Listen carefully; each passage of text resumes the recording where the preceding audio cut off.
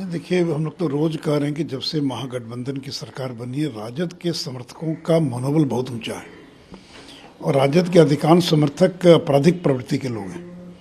ये कल की भी घटना में देखेंगे तो वो राजद से जुड़े लोग ही थे जो आपस में लड़ रहे थे। तो सरकार का जो नियंत्रण लॉ एंड ऑर्डर पर से वो खत्म होता जा रहा है।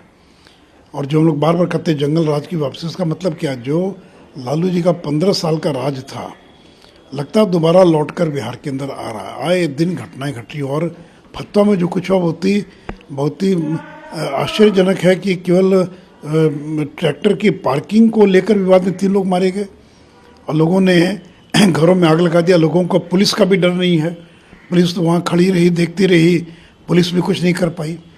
तो लोगों के मन से पुलिस का डर खत्म होता जा रहा है, ये चिंता की बात है। और इस प्रकार की गतिविधियाँ, इस प्रकार का अपराध ये बड़े पैमाने पर बिहार में बढ़ रहे हैं। रोज डकैती, बलात्कार, लूट, राहजनी, इस तरह की घटनाओं में काफ़ी ज़्यादा इजाफा हो गया है। ये चिंता का विषय, मुख्यमंत्री गृह मंत्री हैं, उन्हीं का ये महकमा है। तो उनको ये देखना चाहिए कि बिहार फिर पुराने दिनों के लौट करना चला जाए और हम लोग किसी भी हालत में बिहार को 15 साल के जंगल राज में लौटने नहीं देंगे। इसलिए जो भी कुछ करना पड़ेगा बीजेपी करेगी। अपने जंगल राज की बात की, लेकिन बिहार के सीएम से बोलते कोई जंगल राज नहीं, जनता का राज है। नहीं ठीक है, उनके बोलने से क्या होगा, वो तो कहेंगे, लेकिन वो बताएं ना कि जो घटनाएं घट रही हैं। छपरा में क्या हुआ, छपरा के अंदर 2 समुदायों के बीच संघर्ष में एक ही परिवार के 2 भाई मारे गए और जिस क्रूर तरीके से वहाँ पर हत्या की गई, पीट पीट कर उसको मार दिया गया। तो आखिर ऐसी घटनाएं बिहार के अंदर क्यों हो रही है? आप करें शराबबंदी है और शराबबंदी के नाम पर आए दिन जहरीली शराब से मरने वालों की संख्या बढ़ती जा रही है। कोई ऐसा महीना नहीं है जब 1-2 घटना बिहार के अंदर नहीं हो रही है।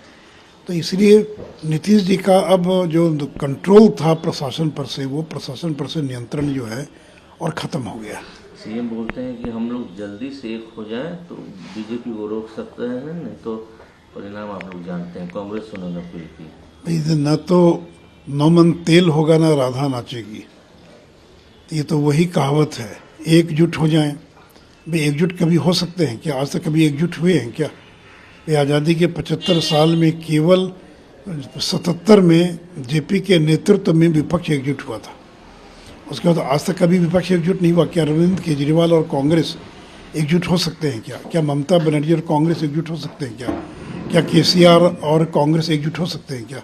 नहीं हो सकते। तो इसीलिए ये उनका एक सपना है, मुंगरी लाल का सपना, वो देखते रहें।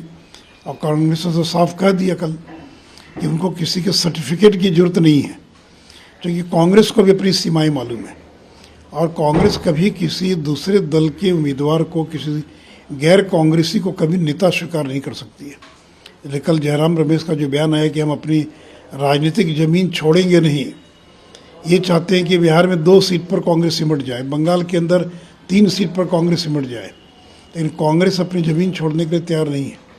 तो इसलिए देखिए जो आपसी प्रतिस्पर्धा है, अब फिर देश दोबारा लौटकर देवगौड़ा इंद्र कुमार गुजराल के दौर में नहीं जाना चाहती, जहाँ 4 महीने की सरकार, 6 महीने की सरकार, कमज़ोर सरकार, ऐसी सरकार जिसको सोना गिरवी रखना पड़ा। तो क्या देश ऐसी कमज़ोर सरकार चाहेगा? फिर उनको तो नरेंद्र मोदी जैसी सरकार चाहिए जो चीन का भी मुकाबला कर सके और पाकिस्तान का भी मुकाबला कर सके। इसलिए नीतीश कुमार लाख प्रयास कर लें और इनको पूछता कौन है? इनसे तो बड़े बड़े नेता विपक्ष में हैं। केसीआर की अपनी सरकार है, इनकी तो अपनी सरकार भी नहीं है, तो 44 विधायकों की बदौलत मुख्यमंत्री बने हुए हैं। अरविंद केजरीवाल की 2 राज्यों के अंदर सरकार है, अपनी सरकार, अपने बलबूते पर सरकार है। आपकी तो अपने राज्य बिहार में भी आप दूसरे के भरोसे मुख्यमंत्री बने हुए हैं।